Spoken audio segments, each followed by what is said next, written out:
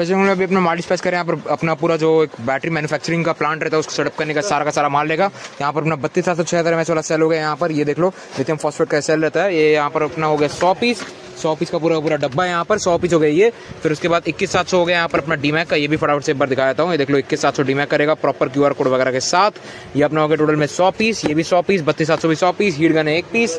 फिर यहाँ पर बड़ा वाला एयर टेक्सचर हो गया इनका 1 पीस। फिर अपना यहाँ पर सुंगो का स्पॉट वेल्डिंग मशीन है 788H। यहाँ पर देख लो फुट पेडर के साथ रहता है सुंगो का वाला स्पॉट वेल्डिंग मशीन एकदम हैवी में। ये अपना हो गया 1 पीस। फिर अपना JBD का यहाँ पर BMS है 16S में 40 एम्पर में है ये अपना हो गया 5 पीस इन टोटल। बैलेंसर है यहाँ पर 4 एम्पर का नी का।